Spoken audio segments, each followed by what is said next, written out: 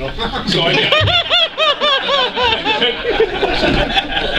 So I get in the hospital like that, and nothing went right. I walk in the door, I go into the lobby, I says to the woman like that, it says, my wife's having a baby. She says, well, yeah, you might want to go to the pediatric one because you know, this is the lobby. That's for all the other women having their baby. So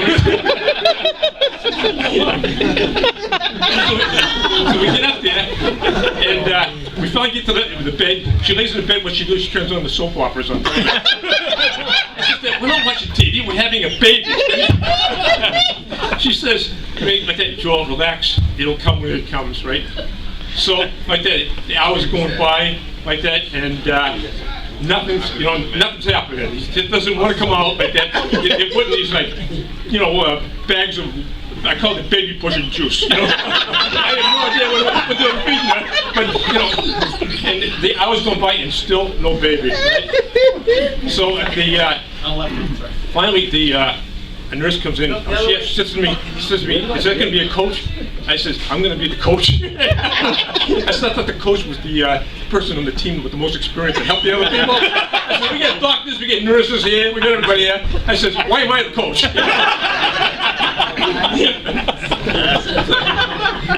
So finally, like that, but it's like 7:30 at night, the doctor comes in and says, well, I'm going home. I said, you can't go home, we're having a baby. Just relax, Joel.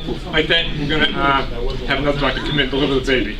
So finally, about a half hour later, the new doctor says, we're going to have to take the baby.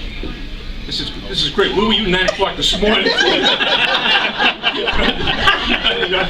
So this girl comes in, and she puts the girl comes in and starts prepping her for surgery. It's like that. They had to take the baby. She had a cesarean, and they had to take the baby, right? So this other nurse comes over and she plops this like whole bunch of clothes on my lad that I've never even seen before. I never even put on before, right? And so I just joke with her. I says to her, you know, I know my insurance policy isn't that great, but I thought we were going to have a doctor deliver the baby. She says, oh great, comedian, 36 hours on the job, and I got a comedian. So the girl just like plops the clothes in my hand. I'm like juggling. She said, go across here. If you want to go in the operating room with it, go across the room, put these clothes on, right? So I didn't notice it, but I dropped the head cover on the floor when I was opening the doorknob, right? And so I got all the clothes in the room, and I'm trying to put them on, and I get the shirt on, I get the pants on, all the other stuff like that, and I get 2 pieces left over, right? And I said, I know you're supposed to have a head cover on, but I didn't, you know, I affected all the, you know, excitement like that. I never realized it, you know, they do this every day, right? But all the excitement, I said they gave me 2 head covers. So I get 1 foot cover, I'm sticking it over my head. I walk out the door into the lobby, and into the hallway, and there's 2 nurses walking by with a full scrub suit like that. And the person over there says, you have a foot cover on your head.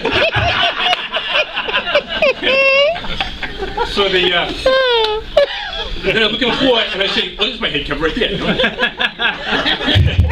So I go in, I put the head cover on, get the other foot cover out of a hamper, I put everything on. I'm proud of myself. I'm walking down the corridor, right? And I get in the operating room like 20 minutes late. And I'm supposed to be sitting on this little tiny stool, and all I'm supposed to see is them lift the baby out of her stomach like that, when you're just born like that, right? I sit down, everybody stops working on the baby, and they look at me, and I says, what's the problem? He says, your mask is going sideways. She pulls me out of the room. She fixed the mask for me. She pulls me back in and plops me down on that little stool. And my knee hit the light post. There's like a little chrome light post. My knee hits the light post, and I'm trying to fix the light post, and the light starts falling down into the operation. Right? Luckily, I'm wired for sound, so I just grab the light and pull like that, right? And I'm fixing the light post like that, and I turn around, and they're not working on the baby anymore. They're looking at me again, you know? Yeah. So, yeah, really.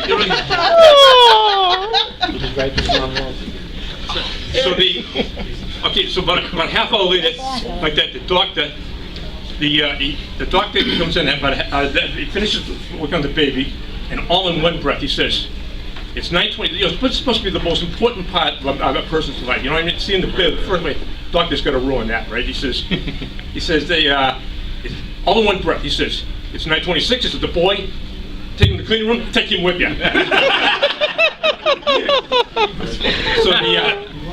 So I go to the cleaning room, and the girl says to me, she says, you don't have to stay while I clean like that. You can make your phone calls, right? I says, all right. I said, I know I said this before, but I got this. You know, I can do the phone calls, right? So I called her parents, you know, and I called my older sister, and I called a bunch of friends, right? And I got one phone call left, right? And it was my younger sister, who lives in Jacksonville, Florida, right?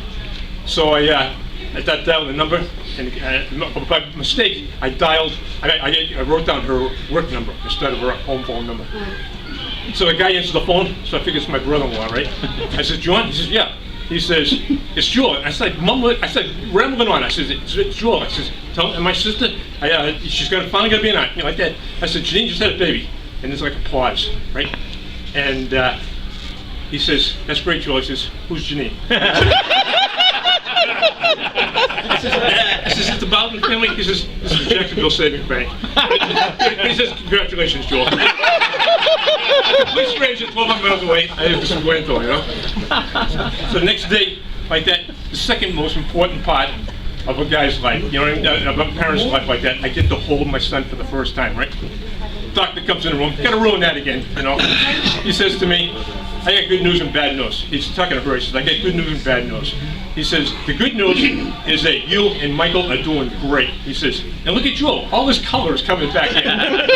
He says, the bad news is, he says, you're never gonna have children ever again. Not in this hospital, not when you're married to him.